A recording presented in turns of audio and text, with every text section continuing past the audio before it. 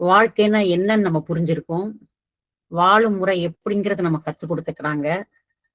எப்படி நிறைவா வாழ்றதுக்கு டிப்ஸ் நம்ம குடுத்துருக்காங்க. இத்தன விஷயத்தையும் தெரிஞ்சுட்ட நம்மோ திருப்பி செலுத்தறதுக்கு ஒரு வழி வச்சிருக்கணும் நம்போ. நல்ல செயல்கள செய்து நம்ம பண்ணணும். இல்ல நல்ல கான்டாக்ட்ஸ், நல்ல புரிதல், நல்ல தெரிதல், நல்ல சிந்தனை இதெல்லாம் இருக்கு பார்த்தீங்களா? இது மாரி நல்ல விதமான விஷயத்த நம்ம அ வெளிய குடுத்து தான் நம்ம அந்த கிராட்டிட்யூட செலுத்த முடியும். நம்மால குடுக்க முடியாத ஒரு சூழ்நிலையில இருக்கிறோம் அப்டின்னா, எனக்கு சரியா இருக்கு மேடம். அத பண்ண முடியல, இத பண்ண முடியல அப்டின்ற ஒரு கான்செப்ட் இருக்குன்னு வச்சுக்கோங்களேன். இப்ப நமக்கு எல்லாம் பண்ணணும்னு ஆசையா இருக்கு. என்னால பண்ண முடியல அப்டின்னு நெனைக்கிறவங்களுக்காக வந்த திட்டம் தான் ரூ. 1 திட்டம். ஆமா. இந்த ரூ. 1 மேடம் நான் எத்தன கேள்வி கேட்டிருப்பேன் தெரியுமா இதுக்கு சார் கிட்ட. ஏன் ரூ. 1 வாங்கி ரூ. 30 என்னத்த பண்ண போறாரு? என்ன நடக்கும்? என்ன ஆகும்? ஏன் ரூ. 1 இப்ப கடைசியா நீங்க எல்லாரும் ஃபாலோ பண்றீங்க டிவிஎச்ச. மணி படிக்கிறோம், ஆன்மீக அறிக்கை படிக்கிறோம், ஹீலிங் பண்றோம், மத்தவங்களுக்கு ஹீலிங் பண்றோம், எல்லா கிளாஸஸ் எடுக்கிறோம், எல்லாமே பண்றோம்.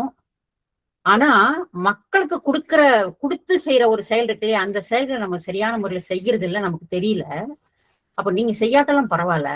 உங்க சார்புல உங்க பேர் மூலியமா உங்க கைப்பட நீங்க குடுக்கிற ஒரு ரூ. 30 திட்டத்த, ரூ. 30 காசு நாங்க சேர்த்து அதுல சேர்த்திக்கும் போது நாங்க என்ன சேவை செய்யறோமோ அதுல உங்களுக்கு அந்த பங்கு இருக்குன்றதுக்காக உங்களை நான் ரூ. 30 கொடுக்க சொல்றேன் அப்படிங்கிறாரு சார். ஏன் அப்படின்னா நாங்க இன்னொன்னு கேட்டோம். என் வீட்டுல 5 பேர் இருக்கிறாங்க சார். 5 3 11 150 நான் என் அக்கௌண்ட்ல இருந்து 150 அனுப்பிச்சிட்டுமா? நோ, அப்படி அனுப்பக்கூடாது. உங்க கர்மா, நீங்க அந்த நல்ல செயல்ல பங்கெடுக்கிறீங்க. இப்ப ஒரு உதாரணத்துக்கு ஓப்பனாவே பேசுறேன். இப்ப சார் போறாரு மேடம். இப்ப இன்னைக்கு பெங்களூர் போயிருக்கிறாரு. கிட்டத்தட்ட இன்னைக்கு போறதை மட்டும் வச்சுக்கோமே, ஒரு ஃபிளைட் செலவு அது இதெல்லாம் சேர்ந்தா ஒரு 50,000 ஆகுது வச்சுக்கோங்களேன். அது வந்து 50,000த்துல இப்ப நம்ம எல்லாம் கிராட்டிடியூட் பண்ணிக்கணும்னு வச்சுக்கோங்களேன். நீங்க 30 நான் 30 அப்படி இப்படி போட்டு எல்லாரும் 30,000 ஆயிட்டு வச்சு அவருடைய காசு 20,000 நம்ம காசு 30,000 50,000 போயிட்டு வந்தாரு. இப்ப அங்க 1000 பேர் பலனடைஞ்சாங்க இல்லையா? அந்த 1000 பேர் பலனடைஞ்ச அந்த ஒரு அமைப்பு, நல்ல அமைப்பு. இந்த சாருக்கு 30, 20 நமக்கு 30%. இந்த 30% யாரெல்லாம் கொடுத்தீங்களோ அவங்களுக்கு வந்து சேரும். அதுக்காக அவங்களுக்கு வரணும்ன்றதுக்காக தான் அதை கிராட்டிடியூட் பண்ண சொல்றாரு. மறைமுகமா இந்த மாதிரி ஒரு விஷயத்த சொல்றாரு. அப்போ நான் ரூ. 30 கொடுத்தா இந்த நல்ல மனசோட நான் கொடுக்கும்போது எனக்கு வரும்.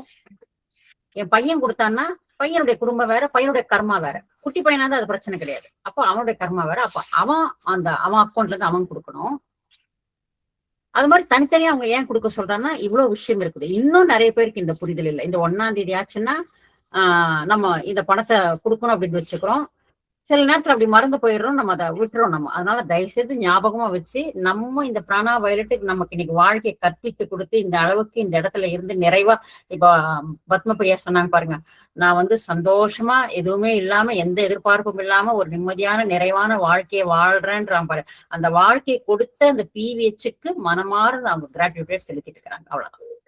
அது மாதிரி இப்போ நம்ம அவங்க லெவல்ல இல்லாட்டாலும் ஏதோ ஒரு லெவல்ல நம்ம இருக்கிறோம் இல்லையா? சோ அதனால நம்மால முடிஞ்ச ஒரு சின்ன உதவி நம்ம மக்களுக்கு செஞ்சோம்னா அது பெரிய அளவுல நமக்கு இறைவன் கொடுப்பான். நம்ம செய்ய செய்ய நமக்கு வந்து இறைவன் கொடுப்பான். இப்போ ஒண்ணு வேண்டாம், நம்ம இந்த சமுதாயத்துல இருந்து எல்லாத்தையும் நம்ம வாங்கிட்டு இருக்கோம். ஒரு எக்ஸாம்பிள் இந்த சாரின்னு வச்சுக்கோங்களேன். காசு கொடுத்தா படம் வருதுப்பா, என்னப்பா பெரிய விஷயம். கண்ணாடி காசு கொடுத்தா பணம் வருது, நான் தான் காசு கொடுத்துறேன் அப்புறம் என்ன அப்படின்னு நினைச்சுக்கலாம்.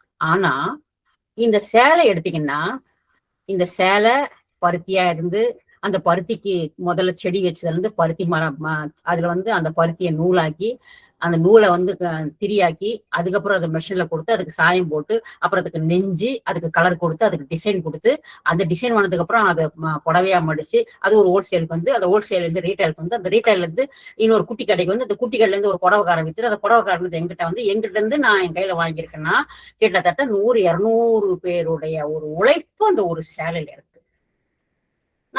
நான் என்ன பண்ண 300 கொடுத்தா நான் புடவை வாங்கிட்டேன். நான் தான் கொடுத்தாச்சு, காசு கொடுத்தாச்சு, இல்ல அப்புறம் என்ன நினைக்கலாம்.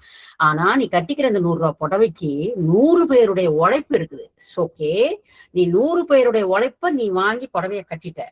நீ எந்த வகையில கிராட்டிடியூட் பண்ணணும் உலகத்துக்கு, சமுதாயத்துக்கு? உன்னுடைய நாலேஜ், உனக்குன்னு ஒரு அறிவு கொடுத்திருக்கான்ல, உனக்குன்னு ஒரு நாலேஜ் கொடுத்திருக்கான்ல, உனக்கு ஏதோ ஒரு விஷயத்த இறைவன் கொடுத்திருக்கான். அதன் மூலமாக அவனுக்கு நூல் செய்ய தெரியுது, அவன் நூல் செஞ்சான். அவனுக்கு கலர் போட தெரிஞ்சு அவன் கலர் போட்டான். அவனுக்கு நெய்ய தெரிஞ்சு அவன் நெய்ஞ்சான். ஆனா உனக்குள்ள ஒரு விஷயம் இருக்கு. அந்த வகையில நீ சமுதாயத்துக்கு திருப்பி கொடுக்கணும் அப்படிங்கறதுதான் மேடம் அவளுக்கு விளக்கமா உங்களுக்கு சொல்லியிருக்கிறாங்க.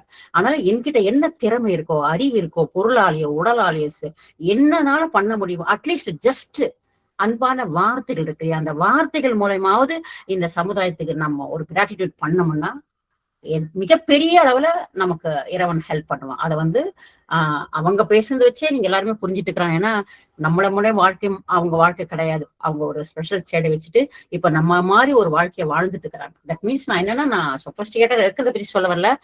எதுவுமே பண்ண முடியாத ஒரு சூழ்நிலையில இருந்து இப்ப நிறைவா அவங்க பேச்சு பாருங்க, எவ்வளவு நிதானமா தெளிவா அந்த விஷயத்த புரிஞ்சுக்கிட்டு என்ன தெளிவா பேசுறாங்க பாருங்க. அந்த தெளிவு வந்து என்னதான் கத்து கொடுத்து என்னதான் ஞானம் இருந்தாலும் அந்த மாதிரி பேச முடியாது. சரிங்களா? அவங்க பேச்சு மூலயமாக எல்லாருமே தெரிஞ்சுட்டு இருப்பீங்க. சோ முடிந்த வரைக்கும் நம்ம இந்த ₹1 திட்டத்தை இப்படித்தான் சார் கொண்டு வரும். ஏன்னா இப்ப இத்தனை வருஷம் 10 வருஷம் அவர் செலவு பண்ணி பண்றது பண்ணிட்டாரு. இதுக்கப்புறம் பண்ண தெரியாது அவருக்கு. இது வரைக்கும் இறைவன் ஹெல்ப் பண்ண, இனிமேல் பண்ணாம போயிடுவான்? கண்டிப்பா பண்ணுவான். ஆனா எல்லாரும் அதை உணரணும், எல்லாருக்கும் அந்த பங்கு கிடைக்கணும், எல்லாருக்கும் அந்த கிராட்டிடியூட் அமைப்பு வரணும் அப்படின்ற அதுக்காக தான் இந்த திட்டத்தை கொண்டு வரும். சோ எப்பவுமே அடிக்கடியும் அதை சொல்வாரு, நம்மளும் அடிக்கடி ரிப்பீட்டடா சொல்றோம். நான் கூட நினைச்சிருப்பேன் சும்மா சும்மா நம்ம இதை அனௌன்ஸ் பண்ணிட்டே இருக்கிறோமோ அப்படின்ட்டு. ஆனா இது வந்து பல நடஞ்சவங்களுக்கு இதை பத்தி தெரியும். முடிந்த அளவுக்கு இதுக்கு நீங்க ஹெல்ப் பண்ணுங்க.